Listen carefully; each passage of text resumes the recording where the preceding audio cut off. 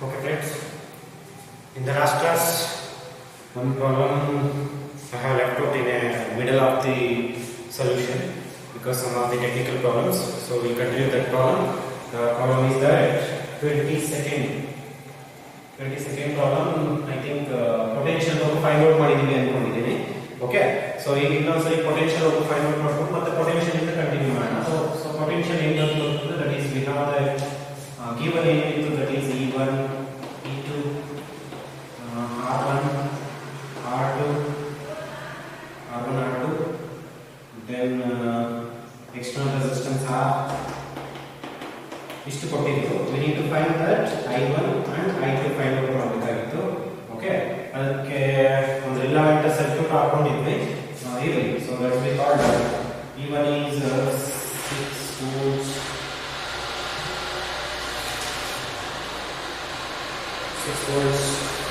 4 volts, 3 volts, 2 volts, and 8 volts. Okay, I1 and I2 find out ಮಾಡಬೇಕಾಗಿತ್ತು. And the light ಬಂದಿತ್ತು already, that is 5.2 amps. ಅದನ್ನ ಯಾವ ರೀತಿ find out ಮಾಡ್ಕೊಳ್ಳೋದು ಅಂತ ನೋಡ್ಕೊಂಡಿದ್ವಿ. After that we need to find the potential, that is V is equal to. Okay, so we need to find the potential. We have the definition, that is definition by cell. Definition of cell.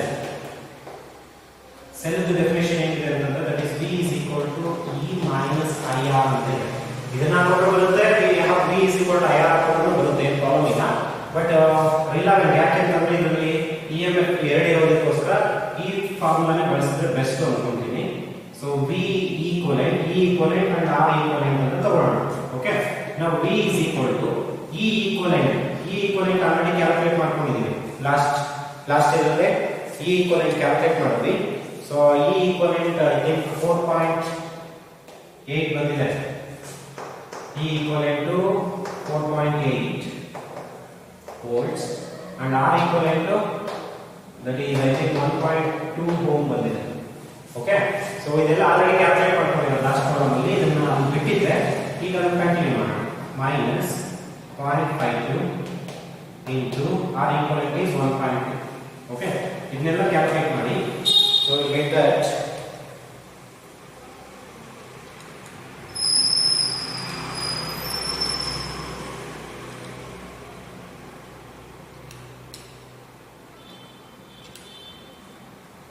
we'll get a 4.17 volt. ಇದು V. Okay, but now intention V find out ಮಾಡೋದಲ್ಲ.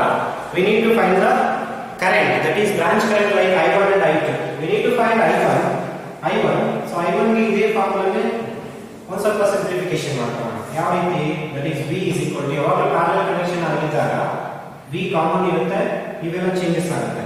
E1 minus I1 R1 same ಅದನ್ನೇ individual ಆಗಿ ತಗೊಳ್ತಾ ಇದ್ದೀನಿ. Individual ಆಗಿ ತಗೊಂಡಾಗ ಈ ರೀತಿ ಆಗುತ್ತೆ. ಸೊ ಈಗ that's we called I1 R1 is equal to E1 minus VR. Okay, ಆಗ I1 is equal to ಏನಾಗುತ್ತೆ? E1 minus V divided by R1. Okay, so ಈಗ E1 ಆಲ್ರೆಡಿ ಇದೆ 6 volts minus V already calculate ಮಾಡ್ಕೊಂಡ್ವಿ 4.17 divided by R1 11 3. Okay, ಇದೆಲ್ಲ simplification ಮಾಡಿದ್ರೆ we will get I1 is equal to 6 minus 4.17 divided by, so that is we have that 1.83 divided by 3. 1.83 divided by 3, we have 0.61 amps. Okay, so this is I1. Similarly I2 calculate ಮಾಡ್ಕೊಳ್ಳೋದಾದ್ರೆ I2 is equal to ಇದೇ format ಅಲ್ಲಿ ಬರ್ಕೊಂಡ್ರೆ E2 minus V divided by R. Okay, now I2 is equal to E2 4 minus V 4.17 divided by R2, that is 2. So it 4 minus 4 that is minus 0.17 only, 0.17 divided by 2. So that is I2 is equal to 0.17 divided by 2. So minus 0.08 amps. Okay. ಈಗ ಇದೆರಡು add ಮಾಡಿ, ಇದೆರಡು add ಮಾಡಿದ್ರೆ ನೀವು ಹೇಗೆ తీసుకొని ಇಷ್ಟೇ ಬರುತ್ತೆ. ಓಕೆ. ಸೊ ಅದು ನಿಮ್ಮ ಆನ್ಸರ್ನ ಟ್ಯಾಲಿ ಮಾಡುತ್ತೆ, ಆಗ ನಿಮ್ಮ ಆನ್ಸರ್ ಕರೆಕ್ಟ್ ಇದೆ ಅಂತ ತಿಳ್ಕೋಬಹುದು. So this is your 22nd question. So that is how to find I1 and I2 if two cells and one resistance is given. ಇದು ಒನ್ ಆಫ್ ದಿ ಮೆಥಡ್. ಇನ್ನೂ ಆ ಮೆಥಡ್ ಇದೆ, ಅದು ನೆಕ್ಸ್ಟ್ ಪ್ರಾಬ್ಲಮ್ ಅಲ್ಲಿ ಆ ಮೆಥಡ್ ಯೂಸ್ ಮಾಡ್ತೀನಿ. ಆ method ನ ನೀವು ಇದಕ್ಕೂ ಅಪ್ಲೈ ಮಾಡಬೇಕು. ಇದಕ್ಕೂ ಅಪ್ಲೈ ಮಾಡ್ಬಿಟ್ಟು ಆನ್ಸರ್ ಟ್ಯಾಲಿ ಮಾಡಿ. ಇದಕ್ಕೆ ಬೇಕಾದ್ರೆ ಸರ್ಕ್ಯೂಟ್ ಕೊಡ್ತೀನಿ, ಅದನ್ನು ಸರ್ಕ್ಯೂಟ್ ಹಾಕ್ತೀನಿ. ಈ ಸರ್ಕ್ಯೂಟ್ ಅದ್ರ ಜೊತೆ ಮ್ಯಾಚ್ ಆಗುತ್ತಾ ಇಲ್ಲ ಅಂತ ನೋಡಿ. ಐ ಥಿಂಕ್ ಸರ್ಕ್ಯೂಟ್ ನೆನ್ನೆ ಹಾಕ್ಕೊಂಡಿದ್ದೀರಾ ಅನ್ಸುತ್ತೆ. ಓಕೆ. ಆ ಸರ್ಕ್ಯೂಟ್ ಈ ನೆಕ್ಸ್ಟ್ ಮಾಡ್ತೀನಿ ಪ್ರಾಬ್ಲಮ್, ಅದ್ರ ಸೊಲ್ಯೂಷನ್ ಅದೇ ತರ ಇದನ್ನು ಮಾಡಿ, ಎರಡು ಮ್ಯಾಚ್ ಆಗುತ್ತಾ ಇಲ್ಲ ಅಂತ ನೀವೇ ಚೆಕ್ ಮಾಡ್ಕೊಳ್ಳಿ. ಇದು ಈಸಿಯೆಸ್ಟ್ ಮೆಥಡ್. ಸೊ ಅದಕ್ಕೋಸ್ಕರ ಈ ರೀತಿ ಮಾಡಿದ್ದೀನಿ. ನೆಕ್ಸ್ಟ್ ಪ್ರಾಬ್ಲಮ್ ಒಂದು ಸ್ವಲ್ಪ ಕಾಂಪ್ಲಿಕೇಟೆಡ್ ಇದೆ, ಅದಕ್ಕೆ ಅದೇ ಮೆಥಡ್ ಬಳಸಬೇಕಾಗುತ್ತೆ. ಸೊ ಇದು 22nd one. Come to the 23rd one. ಅದು ಇದು ಸೇಮ್ ಇದೆ, ಬಟ್ ಒಂದು ಸ್ವಲ್ಪ ಇನ್ನೊಂದು ಎರಡು ರೆಸಿಸ್ಟರ್ಸ್ ಜಾಸ್ತಿ ಹಾಕಿದ್ದಾರೆ. 23rd one. Problem number 23. ಏನಾಗುತ್ತೆ ಅಂತ ನೋಡಿ. Problem number 23. Okay. 23.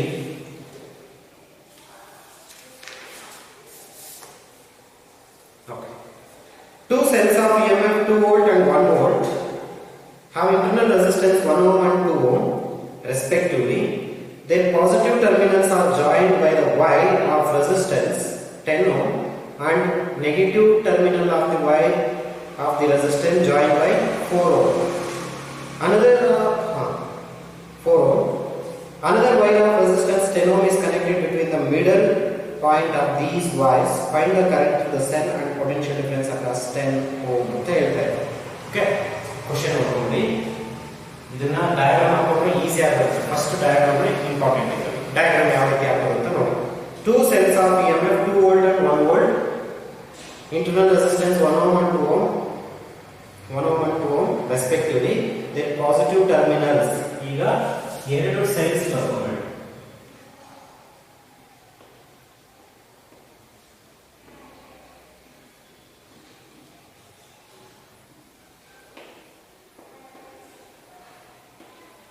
ಎರಡು ಸೆಲ್ ಬರ್ಕೊಂಡ್ರೆ ಇದದ್ದು EMF ಏನಿದೆ, ಒಂದು 2 ವೋಲ್ಟ್ ಇದೆ, ಇನ್ನೊಂದು 1 ವೋಲ್ಟ್ ಇದೆ. ಇಂಟರ್ನಲ್ ರೆಸಿಸ್ಟೆನ್ಸ್ ಒಂದು 1 ಓಮ್ ಇದೆ, ಇನ್ನೊಂದು 2 ಓಮ್ ಇದೆ. ಹಿಂಗೆ ಬರ್ಕೋಬೇಕು ಇಂಟರ್ನಲ್ ರೆಸಿಸ್ಟೆನ್ಸ್ ಎಲ್ಲಾನು. ಓಕೆ. ಡಯಾಗ್ರಾಮ್ ಆಗಿದೆ ಅಂತಂದ್ರೆ ನಿಮ್ದು ಕಂಪ್ಲೀಟ್ ಆನ್ಸರ್ ಈಸಿಯಾಗಿ ಬಂದ್ಬಿಡುತ್ತೆ ಅಂತ. There positive terminals are joined by the wire of resistance 10 ohm. ಇಲ್ಲಿಂದ 10 ಓಮ್ ರೆಸಿಸ್ಟೆನ್ಸ್ ಅಂದ್ರೆ 10 ಸ್ಪ್ಲಿಟ್ ಮಾಡ್ಕೋಬೇಕಾಗುತ್ತೆ. ಯಾಕೆಂದ್ರೆ 10 ಅಂತಂದ್ರೆ ಇದಕ್ಕೆ 10 ಕೊಡಕ್ಕಾಗಲ್ಲ. ಓಕೆ. ಸೊ ಹಾಗಾದಾಗ 10 ಓಮ್, ಇದು 5 ಓಮ್, ಇದು 5 ಓಮ್ ಕೊಟ್ಟಿದ್ದೀವಿ. 5 ohm and 5 ohm. Next positive terminals are joined by the wire of resistance 10 ohm and negative terminal by the wire of resistance 4 ohm. ಇದು ನೆಗೆಟಿವ್ ಟರ್ಮಿನಲ್ 4 ಓಮ್ ಅಂತಂದಾಗ ಇದು 2 ohm, ಇದು 2 ohm ಕೊಟ್ಟಿದ್ದೀವಿ. Okay.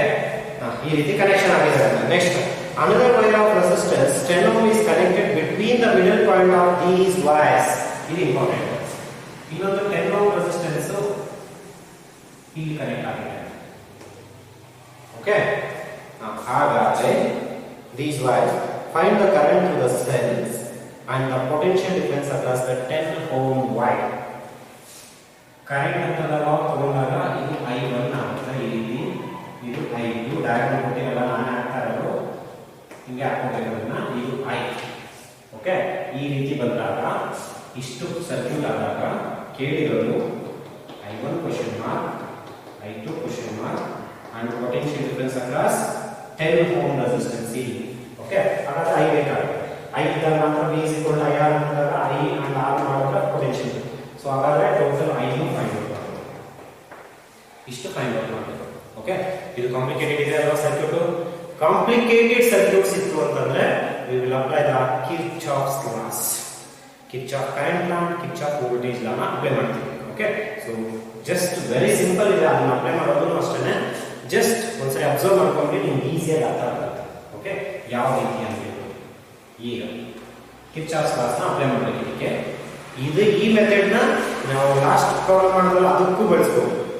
Okay, by equation ಅಂತ ಹೇಳ್ತೀವಿ, solve by equation. ಅದು Kirchhoff's loss ನ ಬಳಸಬಹುದು. ಇದಕ್ಕೆ ಯಾಕೆ ಕಿರ್ಚಾಫ್ಸ್ ಲಾಸ್ ಅಂತಂದ್ರೆ ಇನ್ನೊಂದು ರೆಸಿಸ್ಟೆನ್ಸ್ ಇದೆ, ಇನ್ನೊಂದು ರೆಸಿಸ್ಟೆನ್ಸ್ ಬರೀ ಇನ್ನೊಂದು ರೆಸಿಸ್ಟೆನ್ಸ್ ಇದ್ದಿಲ್ಲ, ಅದು ಲಾಸ್ಟ್ ಏನ್ ಮಾಡಬೇಕು ನಾವು ಮಾಡಬಹುದು. ಈಗ ಇನ್ನೊಂದಿದೆ, ಸೊ ಅದಕ್ಕೋಸ್ಕರ ಇಲ್ಲಿ ಕಿರ್ಚಾಫ್ಸ್ ಲಾಸ್ ನ ಬಳಸಬೇಕಾಗುತ್ತೆ. ಓಕೆ, ಸೊ ಇಲ್ಲಿ ಬಂದಾಗ ಅಗೇನ್ ಇದು I1 ಆಗುತ್ತೆ, ಇದು I2 ಆಗುತ್ತೆ.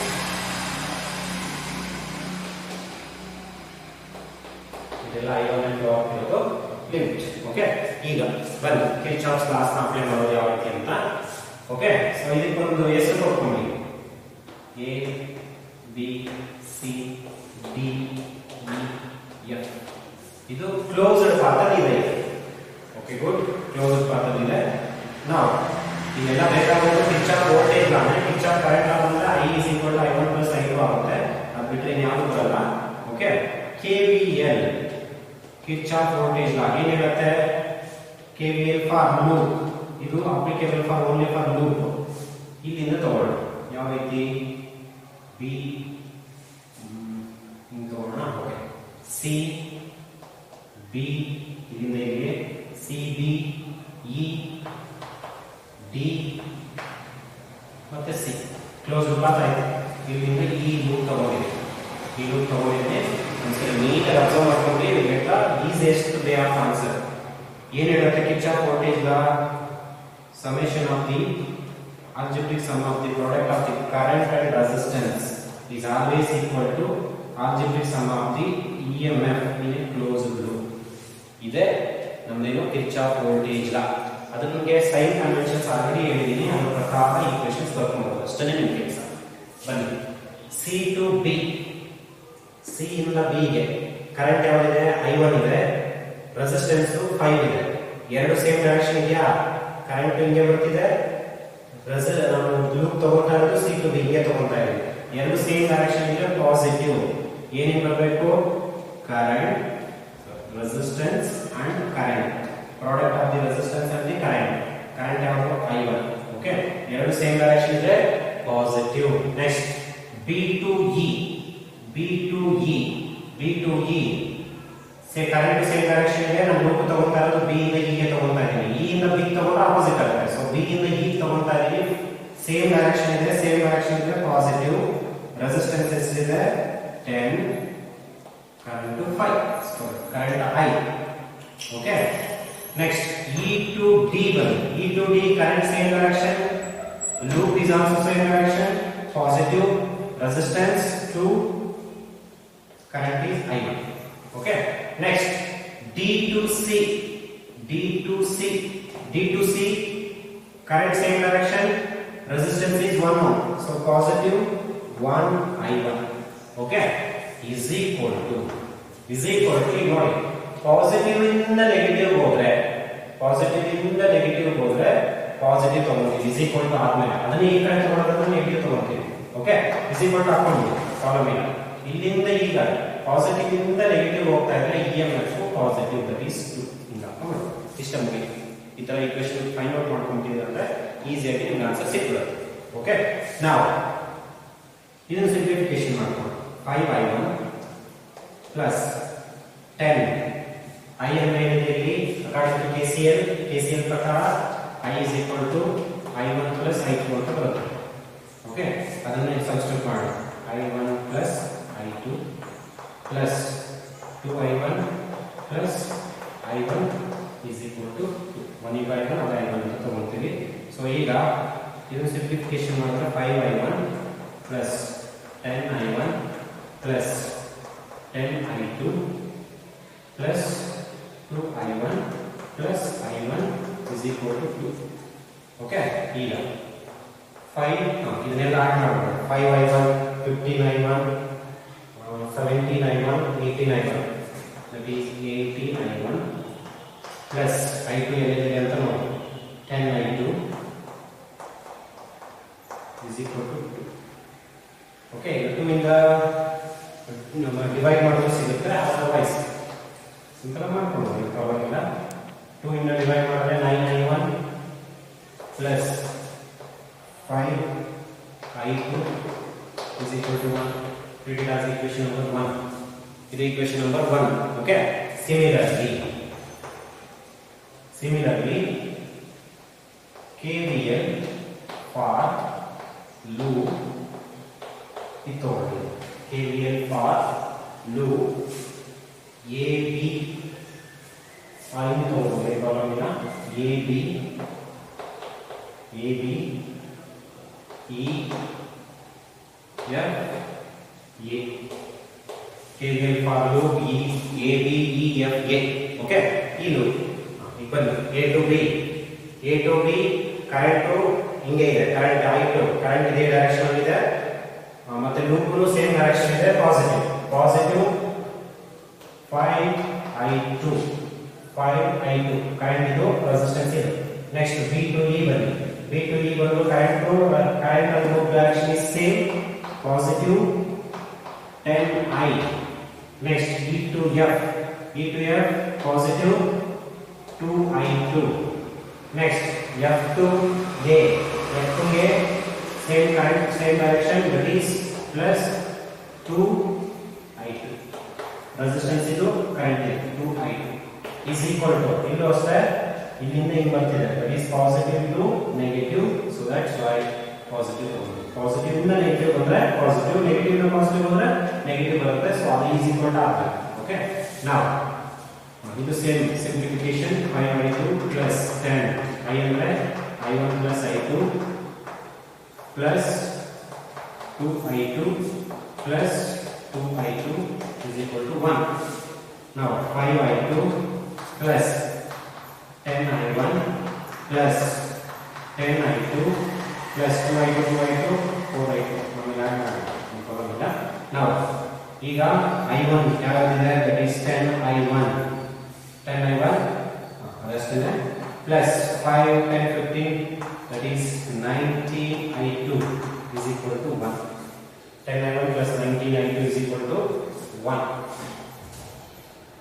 10I1 plus 19I2 is equal to 1 correct is that so treat it as equation number 2 I think clear ನಿಮಗೆ KVL ಅಪ್ಲೈ ಮಾಡೋದು ಬಂತು ಅಂತಂದ್ರೆ ಆನ್ಸರ್ ಈಜಿಯಾಗಿ ಸಿಕ್ಬಿಡುತ್ತೆ okay so that's why we have the equation 1 and equation 2 equation 1 and 2 ಸಿಕ್ಕಾದ್ಮೇಲೆ ನಮಗೆ I1 and I2 find out ಮಾಡೋದು easy ಯಾವ ರೀತಿ solve the equation okay so ಯಾವ ರೀತಿ ಸಾಲ್ವ್ ಮಾಡೋಣ ಇದು ಹೋಗಬೇಕು ಈ ರೀತಿ ಹೋಗಬೇಕು ಸಾಲ್ವ್ ದ ಈಕ್ವೇಷನ್ ಆಲ್ರೆಡಿ ನೀವು ಕಲ್ತಿರ್ತೀರಾ ಸಿ ಈಕ್ವೇಷನ್ 1 into ಇಲ್ಲಿ 10 ಇದೆ 9 ಇದೆ equation 1 into 10 minus equation 2 into 9 minus ಮಾಡ್ಕೊಂಡ್ರೆ ಸಿಗುತ್ತೆ ಈಗ ಈಕ್ವೇಷನ್ 1 ಅನ್ನು ಮಲ್ಟಿಪ್ಲೈ ಬೈ 10 ಮಲ್ಟಿಪ್ಲೈ ಮಾಡಿದಾಗ 90I1 plus 50I2 is equal to 10 ಕರೆಕ್ಟಾ 10 ಇಂದ ಮಲ್ಟಿಪ್ಲೈ ಮಾಡಿದ್ದೀವಿ ಈಗ ಈಕ್ವೇಷನ್ 2 ನ 9 ಇಂದ ಮಲ್ಟಿಪ್ಲೈ ಮಾಡಬೇಕು 90I1 plus 90 plus 81 so that is 171 I2 is equal to 9 ಈಗ ನೋಡಿ ಇದು ಮೈನಸ್ ಇದು ಮೈನಸ್ ಇದು ಮೈನಸ್ ಇದು ಪ್ಲಸ್ ಇದೆ ಮೈನಸ್ ಇದೆ ಕ್ಯಾನ್ಸಲ್ ಸೊ ಇಲ್ಲಿ ಮೈನಸ್ ಇದೆ so that is major term is minus minus 171 ನಲ್ಲಿ 50 ಹೋದ್ರೆ that is 121 I2 is equal to 10 minus sorry ಇದು now I2 is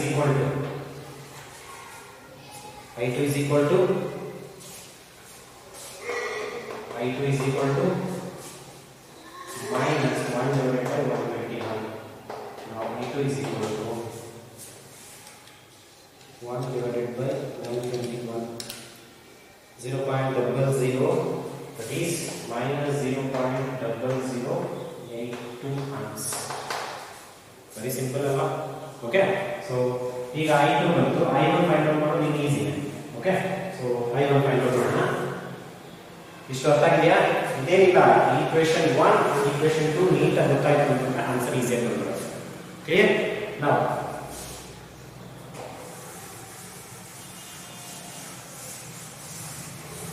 ಈಗ I2 ಬಂತು, I1 ಬೇಕು. I1 ಬೇಕು ಅಂತಂದ್ರೆ ಯಾವ್ದಾದ್ರು ಒಂದು ಈಕ್ವೇಶನ್ ಸಬ್ಸ್ಟಿಟ್ಯೂಟ್ ಮಾಡಿದ್ರೆ ಸಾಕು. That is 9I1 plus 5I2 is equal to 1 ಇದೆ. ಸೊ 9I1 plus 5 I2 ಎಷ್ಟಿದೆ minus 0.0082 82 is equal to 1. That is 9I1 is equal to 1. ಇಲ್ಲಿ ಮೈನಸ್ ಬರುತ್ತೆ.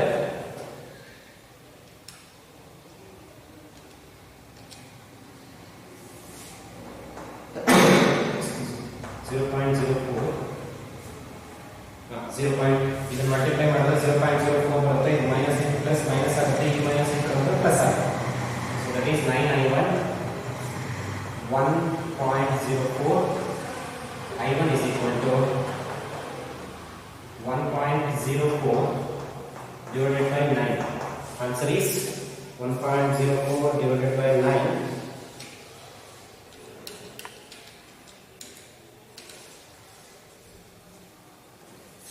0.115 amps.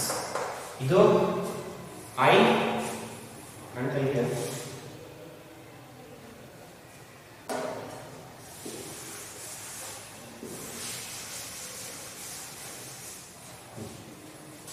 See, 9I1 is equal to 1.04. So that is I1 is equal to 1.04 divided by 9. So ಇದು ಮಾಡಿದಾಗ 0.115. Okay, 0.115 answer. ಇದು I1. So I1 ಬಂತು, I2 ಬಂತು. ನಾನು I find out ಮಾಡೋದು, potential find out ಮಾಡೋದು ಈಸಿನೇ. ಹಾಗಾಗಿ ಇದಕ್ಕೆ KCL I is equal to I1 plus I2. I1 ಎಷ್ಟಿದೆ 0.115 minus 0.008 ಪ್ಲಸ್ ಅಲ್ವಾ ಸರ್? ಈ ಮೈನಸ್ ಹಾಕೊಂಡಿದ್ದೀನಿ. Okay, I is equal to minus 0.008. So that is 0.10 amps. 0.10 ಇನ್ನೂ ಒಂದು ಟರ್ಮ್ ತಗೊಳ್ಳೋಣ, ಪ್ರಾಬ್ಲಮ್ ಇಲ್ಲ. 107 amps. ಇದು I. ಈಗ ಇನ್ನೊಂದು ಸ್ಟೆಪ್, I1 ಸಿಕ್ತು, I2 ಸಿಕ್ತು, I ಸಿಕ್ತು. ಈಗ ಪೊಟೆನ್ಷಿಯಲ್ ಬೇಕಾಗಿದೆ. ಇಲ್ಲಿ 10 ಓಮ್ ರೆಸಿಸ್ಟೆನ್ಸ್ ಇದೆ. Potential difference across 10 ohm resistor. Potential difference across 10 ohm resistor. So that is V is equal to IR. So I is there 0.107 into R. Or 10 ohm. So that is V is equal to current additional clock current clock 10 ohm. So that is 0.107 into 10. That is 1.07 volts. So this is the final answer for 23rd problem. ಇಷ್ಟು ಬರುತ್ತೆ. Okay, ಒಂದು small suggestion ಏನು ಅಂತಂದ್ರೆ, ಈ chapter ಅಲ್ಲಿ ಈ problem ಏನಾದರೂ Kirchhoff's loss ಮೇಲೆ ಏನಾದರೂ ಪ್ರಾಬ್ಲಮ್ ಕೇಳಿದ್ದಾರೆ ಅಂತಂದ್ರೆ, ಡೆಫಿನೆಟ್ ಕೇಳಿದ್ದಾರೆ ಅಂತಂದ್ರೆ ಅದನ್ನ ಲಾಸ್ಟ್ ಅಲ್ಲಿ ಸಾಲ್ವ್ ಮಾಡಿ. ಯಾಕೆ ಅಂತಂದ್ರೆ ಸ್ವಲ್ಪ ಲೆಂದಿ ಬರುತ್ತೆ, ಈಸಿ ಇರುತ್ತೆ, ಲೆಂದಿ ಇರುತ್ತೆ. Okay, so go to this one. This is your 23rd problem solution.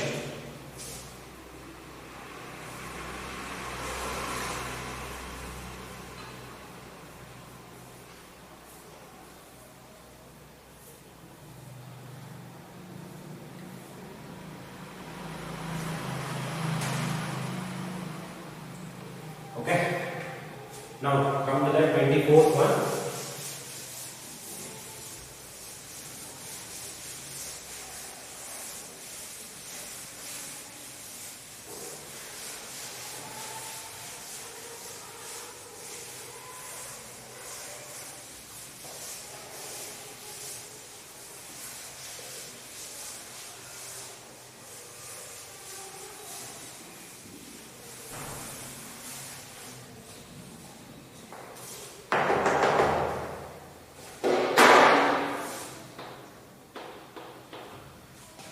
Twenty-fourth one. Okay, so ಇದು ಒಂದು ಕಿರ್ಚಾಫ್ ಲಾ ಅಪ್ಲಿಕೇಶನ್, ಅದೇ ವೀಟ್ಸ್ಟೋನ್ಸ್ ಬ್ರಿಡ್ಜ್ ಅಂತ. ಓಕೆ, ಈ ಸರಿ ಡೆಫಿನೆಟ್ ನಿಮಗೆ ವೀಟ್ಸ್ಟೋನ್ಸ್ ಬ್ರಿಡ್ಜ್ ಆಗಿ ಅದ್ರ ಮೇಲೆ ಪ್ರಾಬ್ಲಮ್ ಆಗಲಿ ಡೆಫಿನೆಟ್ ಇರುತ್ತೆ. So come to that Wheatstone's bridge.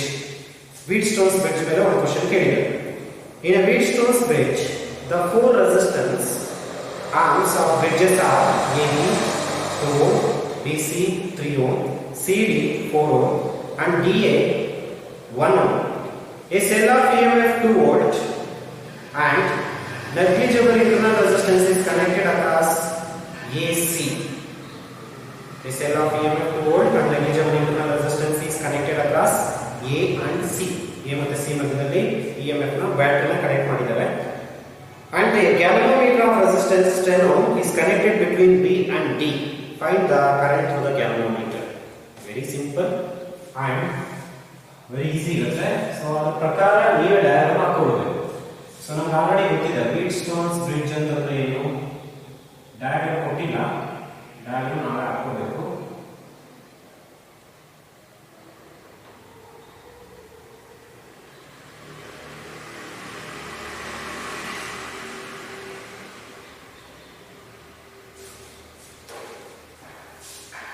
Wheatstone's bridge ಅಂತಂದ್ರೆ 4 ಆರ್ಮ್ಸ್ ಇರುತ್ತೆ.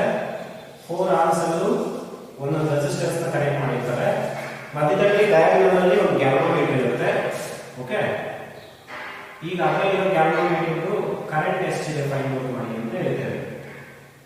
ಗ್ಯಾಲ್ವನೋಮೀಟರ್ ಕರೆಂಟ್ 0 ಆದ್ರೆ ಅದನ್ನ ಬ್ಯಾಲೆನ್ಸಿಂಗ್ ಅಂತ ತಗೊಳ್ತೀವಿ. ಬ್ಯಾಲೆನ್ಸಿಂಗ್ ಲೆಂತ್ ಅದು ಆಲ್ರೆಡಿ ಗೊತ್ತಿದೆ. ಬ್ಯಾಲೆನ್ಸಿಂಗ್ ಲೆಂತ್ ಅಲ್ಲಿ P/Q = R/S, that is the condition. ನಾವು ಅವರೇ ಕೊಟ್ಟಿರೋ ಪ್ರಕಾರ ಹಾಕೊಂಡಿದ್ದೀವಿ. ಇದು ವೀಟ್ಸ್ಟೋನ್ಸ್ ಬ್ರಿಡ್ಜ್. ಇದು A, B, C and D. A ಮತ್ತೆ ಸಿ ಮಧ್ಯದಲ್ಲಿ ಒಂದು ಬ್ಯಾಟರಿ ಕನೆಕ್ಟ್ ಮಾಡಿದ್ದಾರೆ.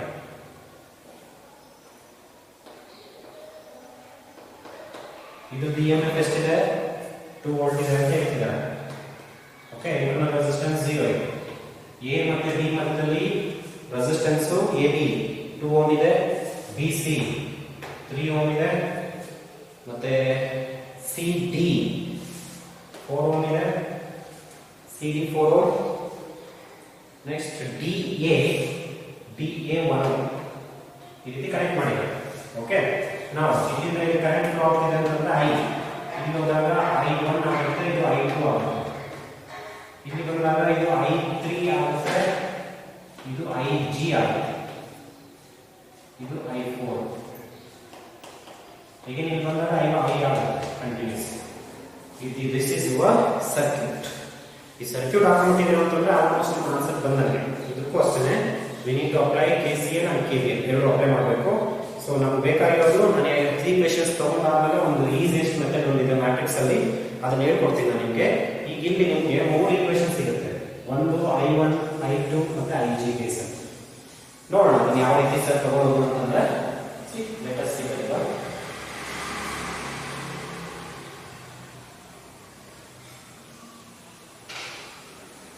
ಓಕೆ, ಈಗ ಕಮ್ ಟು ದಟ್. ನಮಗೆ ಬೇಕಾಗಿರೋದು IG question mark. Okay, so first KCL for ನೋಡ್. ಕಿರ್ಚಾಫ್ ಕರೆಂಟ್ ನ ಯಾವಾಗಲೂ ಅಷ್ಟೇ ನೋಡ್ ಅಪ್ಲೈ ಮಾಡ್ತೀವಿ. ನೋಡ್ ಅಂದ್ರೆ ಒಂದು ಜಂಕ್ಷನ್, ಒಂದು ಸರ್ಕಲ್. ಈಗ ಇಲ್ಲಿ ಇದನ್ನ ಜಂಕ್ಷನ್ ಅಂತ ಹೇಳ್ತೀವಿ, ಇದನ್ನ ನೋಡ್ ಅಂತ ಹೇಳ್ತೀವಿ, ಇದನ್ನ ನೋಡ್, ಇದು ನಮಗೆ ಬೇಕಾಗಿರೋದು ಇಲ್ಲೂ ಮತ್ತೆ ಇಲ್ಲಿ ಅಂಡ್ ಇಲ್ಲೂ ಬೇಕಾಗುತ್ತೆ. ಸೊ KCL ಫಾರ್ ನೋಡ್ A. ನೋಡ್ A ಗೆ KCL ತಗೊಂಡು ಏನ್ KCL ಏನ್ ಹೇಳುತ್ತೆ? sum of the incoming current, algebraic sum of the incoming current is always equal to algebraic sum of the outgoing current. ಈಗ ಇಲ್ಲಿ incoming current ಯಾವುದು? I is equal to I1 plus I2 ಆಗುತ್ತೆ. ಇದು A. Similarly, KCL for node B ಬರುತ್ತೆ. KCL for node B ಗೆ ಬರ್ತಾ ಇರೋ current I1, ಇಲ್ಲಿಂದ ಇಲ್ಲಿ ಬರ್ತಾ ಇರೋದು, ಇಲ್ಲಿಂದ ಹೋಗ್ತಾ ಇರೋ ಕರೆಂಟ್ I3 and IG. ಬರ್ತಾ ಇರೋ current I1 is always equal to ಹೋಗ್ತಾ ಇರೋ current, that is I3 plus IG. ಆಗ I3 is equal to ಏನಾಗುತ್ತೆ? I3 is equal to IG ಈ ಕಡೆ ಬರುತ್ತೆ, I1 minus IG ಆಗುತ್ತೆ. I1 minus IG. ಬಳಸ್ತೀನಿ ಅದಕ್ಕೋಸ್ಕರ ತಗೊಂಡೆ. ಸಿಮಿಲರ್ಲಿ KCL ಫಾರ್ ನೋಡ್ D ತಗೋಣ. CL ಬೇಕಿಲ್ಲ, D ತಗೋಣ. D ಅಲ್ಲಿ ಬರ್ತಾ ಕರೆಂಟ್ I2 ಅಂಡ್ IG ಎರಡು ಬರ್ತಿರೋದು ಇನ್ಕಮಿಂಗ್ ಇಲ್ಲಿಗೆ. ಇನ್ಕಮಿಂಗ್ ಕರೆಂಟ್ ಇವೆರಡು, ಹೋಗ್ತಾ ಇರೋ current I4. So that's why I2 plus IG is incoming. ಹೋಗ್ತಾ ಇರೋದು I4. ಓಕೆ, ಸೊ ನಾವು ಇಲ್ಲಿ I4 is equal to I2 plus IG ಇಲ್ಲಿ ಸಿಕ್ಕಿರುತ್ತೆ. Normal I4 is equal to I2 plus IG. ಇದಿಷ್ಟು ನೋಡ್ ಬಗ್ಗೆ. ನಾವು KVL ಬರೋಣ. KVL ಆಗಲೇ ಲಾಸ್ಟ್ ಪ್ರಾಬ್ಲಮ್ ಅಲ್ಲಿ ಅಪ್ಲೈ ಮಾಡಿದ್ರೆ ಅದೇ ತರನೇ KVL ಫಾರ್ ಲೂಪ್. ಲೂಪ್ ಇದರಲ್ಲಿ ಒಂದು ತಗೊಳ್ಳೋಣ. 1 2 3 ಬರುತ್ತೆ. ಸೊ ಈಗ A B D A KVL for loop A B D A A B A B D A. ಈಗ ಬನ್ನಿ ಲೂಪ್ ಬರೋಣ. ತುಂಬಾ ಈಸಿ ಇದೆ ಇದು. ಈಗ A to B ನಾನು ಲೂಪ್ ಹಿಂಗೆ ಹೋಗ್ತಾ ಇದ್ದೇನೆ. ಕರೆಂಟ್ ಸೇಮ್ ಡೈರೆಕ್ಷನ್ ಇದೆ. ಸೊ ಕರೆಂಟ್ ಸೇಮ್ ಡೈರೆಕ್ಷನ್ ಇದ್ರೆ ಪಾಸಿಟಿವ್.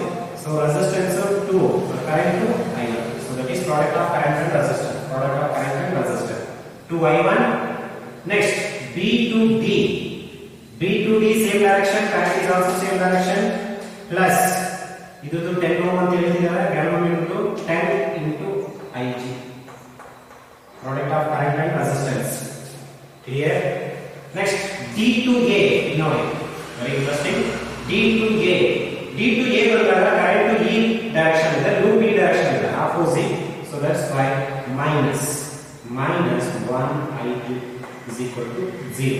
ಯಾಕೆಂದ್ರೆ ಯಾವುದೇ ಇಂಟರ್ನಲ್ ಕರೆಂಟ್ ಆಗಿಲ್ಲ, ಬ್ಯಾಟರಿ ಯಾವ ಕರೆಂಟ್ ಆಗಿಲ್ಲ. Okay, now 2I1 minus I2 plus 10IG is equal to 0. ಈ ಪೊಸಿಷನ್ಸ್ ಎಲ್ಲೆಲ್ಲಿ ಇಟ್ಟಿದ್ರು ಅಲ್ಲೇ ಇರಬೇಕು. ನಿಮ್ಗೆ ಹೆಂಗ್ ಎಲ್ಲಿ ಬೇಕಾದ್ರೂ ಇಟ್ಕೋಬಹುದು, ಈ ರೀತಿನೂ ಇಟ್ಕೋಬಹುದು. ಅದರ್ವೈಸ್ ಈಗ ಸಿಂಪ್ಲಿಫಿಕೇಶನ್ ಮಾಡಿದೀರಾ ಅಂತಂದ್ರೆ ಮೂರು ಈಕ್ವೇಶನ್ ಅನ್ನು ಸೇಮ್ ಪೊಸಿಷನ್ ಅಲ್ಲೇ ಇಡಬೇಕು. 2I1 minus I2 plus 10IG. Treat it as equation number 1. Okay, now ಒಂದು ಈಕ್ವೇಶನ್ ಬಂತು, ಇನ್ನೊಂದು ಈಕ್ವೇಶನ್ ಬರೋಣ. KVL ಫಾರ್ ಲೂಪ್, ಇನ್ನೊಂದು ಲೂಪ್ ಯಾವ್ದಿದೆ? BCDB ತಗೊಳ್ಳೋಣ. BCDB. ಓಕೆ, ನಾವು B to C ನಾನು B ಇಂದ C ಈ ಲೂಪಿಂಗ್ ತಗೊಳ್ತಾ ಇದ್ದೀನಿ. ಕರೆಂಟ್ ಸೇಮ್ ಡೈರೆಕ್ಷನ್ ಇದೆ. So that's why positive 3I3 current to I3, resistance to 3. Next C to D ನಾನು ಹಿಂಗೆ ಹೋಗ್ತಾ ಇದ್ದೀನಿ, ಬಟ್ ಕರೆಂಟ್ ಇಲ್ಲಿ ಬರ್ತಿದೆ, ಆಪೋಸಿಟ್ ಇದ್ರೆ minus 4I4.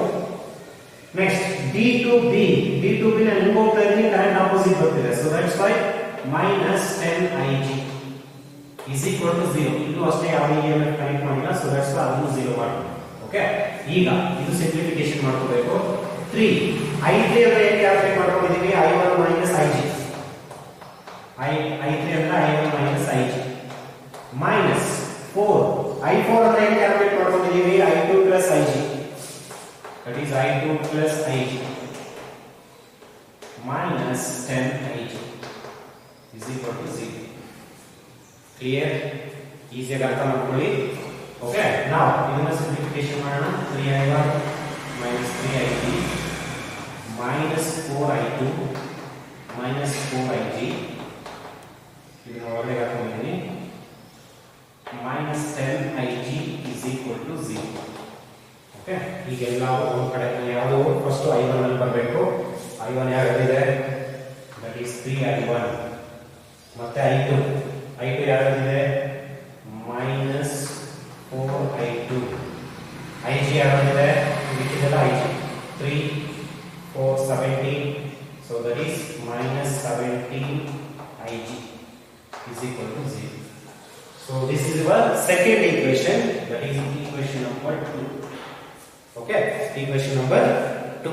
Equation number 2, 3I1 minus 17IG minus 4I2 correct ಇದೆ. Now KVL ಒಂದು ಮೈನಸ್ ಮಿಸ್ ಮಾಡೋದು ಪ್ರಾಬ್ಲಮ್ ಆಗುತ್ತೆ. ಅದಕ್ಕೋಸ್ಕರ KVL ಫಾರ್ ಲೂಪ್ ನೀವು ಯಾವ್ದನ್ನು ತಗೋಬಹುದು.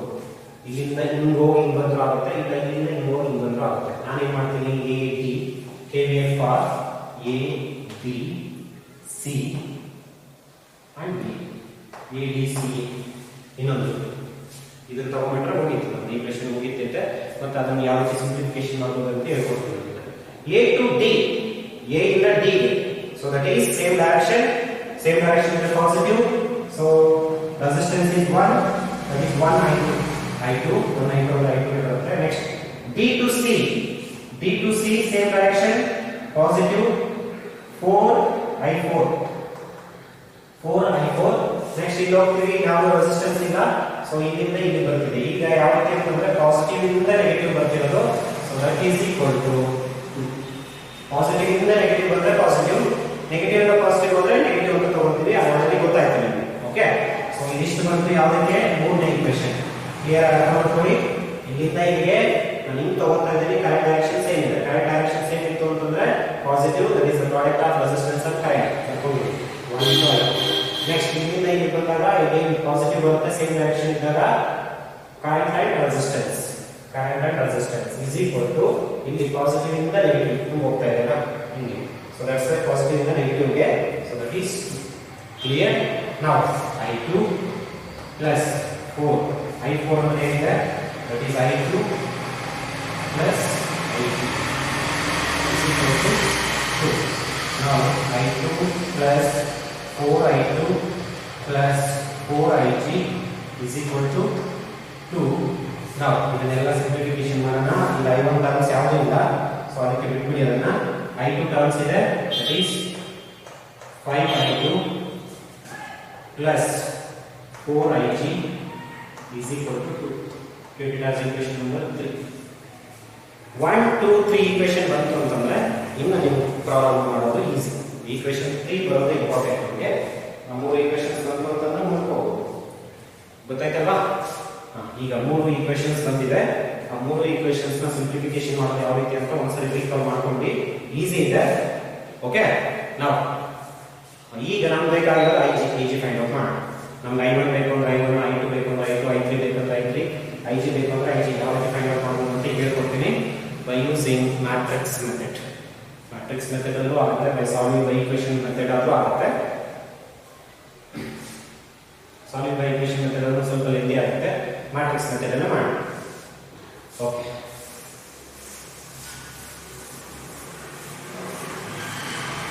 ಯಾವ ರೀತಿ ನೋಡಿ ಮ್ಯಾಟ್ರಿಕ್ಸ್ ಮೆಥಡ್ ಮಾಡೋದು ಅದನ್ನೇ ರಿಕಾರ್ಡ್ ಆಸ್, ಐ ಥಿಂಕ್ ಕಲಿತಿರ್ತೀರಾ, ಅದನ್ನೇ ರಿಕಾರ್ಡ್ ಆಸ್ ಕ್ರಾಮರ್ಸ್ ರೂಲ್ ಅಂತ ಹೇಳಿ.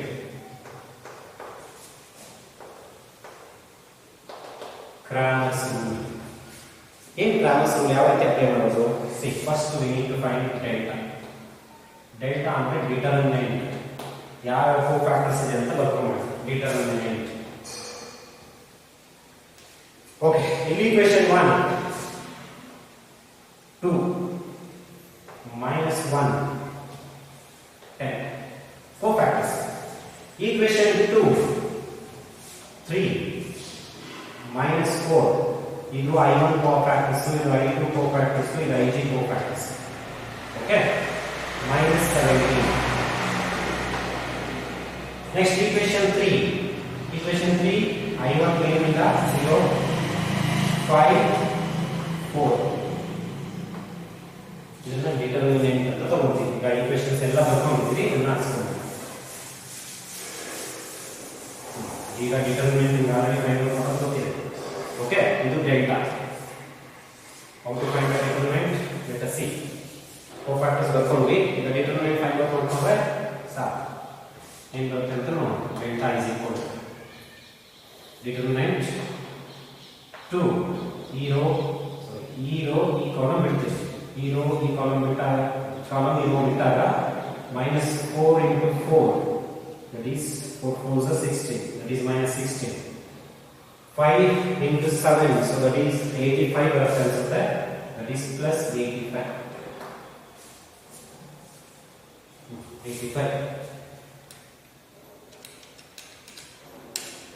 Okay, ಮೈನಸ್ ಆಲ್ರೆಡಿ ಇದೆ, ಸೊ ದಟ್ಸ್ ವೈ ಪ್ಲಸ್ 85 ಆಗುತ್ತೆ. ನೆಕ್ಸ್ಟ್ ಮೈನಸ್ ಇದೆ, ಮೈನಸ್ ಇಂಟು ಮೈನಸ್ ಪ್ಲಸ್ ಆಗುತ್ತೆ, ಪ್ಲಸ್ ಮೈನಸ್ ಪ್ಲಸ್ ಅಂತ ತಗೊಳ್ಳೋದು. ಓಕೆ, ಆಲ್ರೆಡಿ ಗೊತ್ತಿದೆ ಅದು. ಈ ಕಾಲಮ್ ಈ ರೋ ಬೇಡ. 3 4s are 12 0 ಪ್ಲಸ್ 10. ಈ ಕಾಲಮ್ ಈ ರೋ ಬಿಟ್ಟಿದೆ. 3 5s are 15 ಪ್ಲಸ್ 0 ಆಗುತ್ತೆ. Now delta is equal to 2.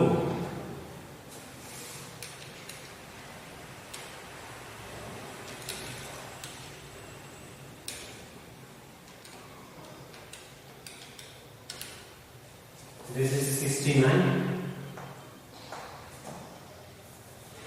2 into 69 plus 12 plus 150. 10 15 are 150, so that is delta is equal to 138 plus 12 plus 150, so that is delta is equal to 138 150 plus 150 300. ಇದು delta ಗೊತ್ತಾಯ್ತಲ್ಲ. ಈಗ ನಮ್ಗೆ ಬೇಕಾಗಿರೋದು ಯಾವುದು? Delta, ಸಾರಿ G ಬೇಕಾಗಿರೋದು. So ಅದಕ್ಕೆ ಇನ್ನೊಂದು ಫಾರ್ಮ್ಯಾಟ್ ಏನು ಅಂದ್ರೆ ಡೆಲ್ಟಾ ಜಿ ಫೈಂಡ್ ಮಾಡೋದು. ಡೆಲ್ಟಾ ಜಿ ಅಂತ ಏನಿಲ್ಲ, ಈ ಕೋಫ್ಯಾಕ್ಟರ್ಸ್ ಅಲ್ಲಿ ಲಾಸ್ಟ್ ಅಲ್ಲಿ ಈಕ್ವೇಷನ್ ಏನು ಬಂತು ಅದನ್ನ ರಿಪ್ಲೇಸ್ ಮಾಡಬೇಕು.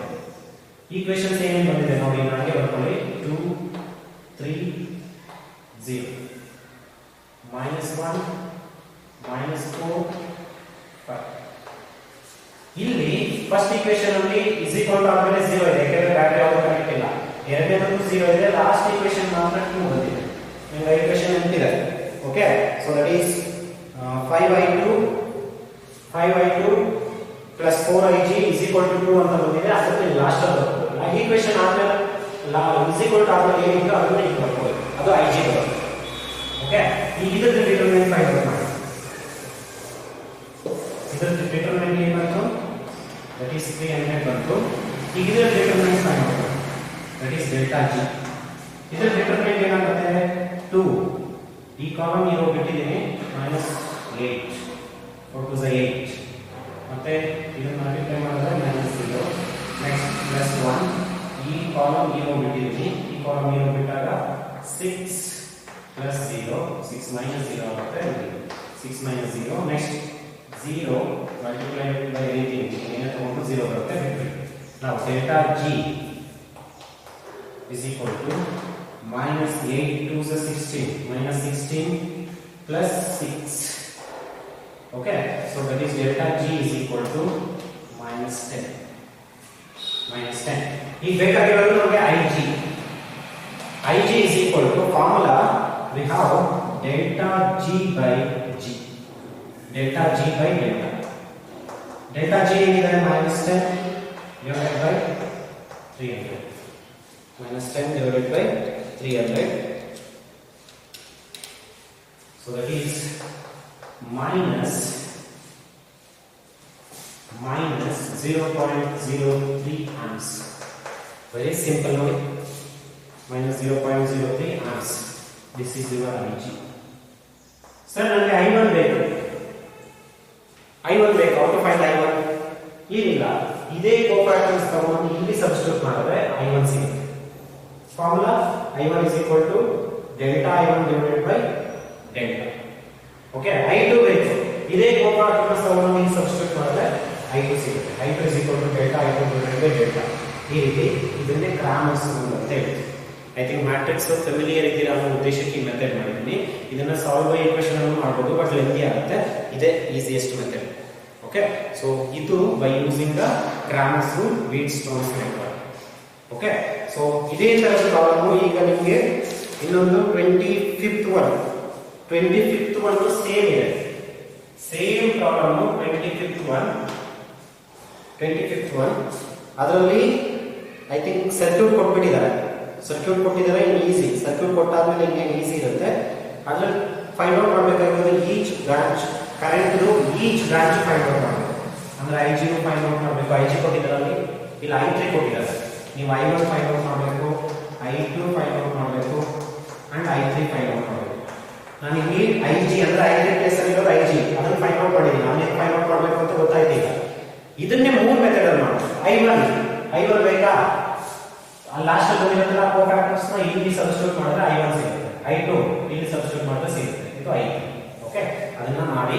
That is your homework question. ಅದು ಇನ್ನು 26 and 27 ಅದು ಐ ಥಿಂಕ್ ನಿಮಗೆ ಬರಲ್ಲ ಅನ್ಸುತ್ತೆ. ಇಟ್ ಇಸ್ ನಾಟ್ ನೀಡೆಡ್, ಅದನ್ನ ಬಿಡಿ, ಅದನ್ನ ನೀವು ಕ್ಲಾಸ್ ಬಂದಾಗ ಏನು ಮಾಡ್ಕೊಡ್ತೀನಿ. So this ends your current electricity problems session. So next class onwards we will start with the new chapter called moving charges and magnetism. Okay, thank you. Is there any doubts? ಏನಾದರೂ doubts ಇತ್ತು ಮತ್ತೆ ಏನಾದರೂ different problems ಏನಾದರೂ ಸಿಕ್ತು ಅಂತಂದ್ರೆ ಅದನ್ನ ನಮಗೆ update ಮಾಡಿ. I will provide the solutions. Okay, thank you.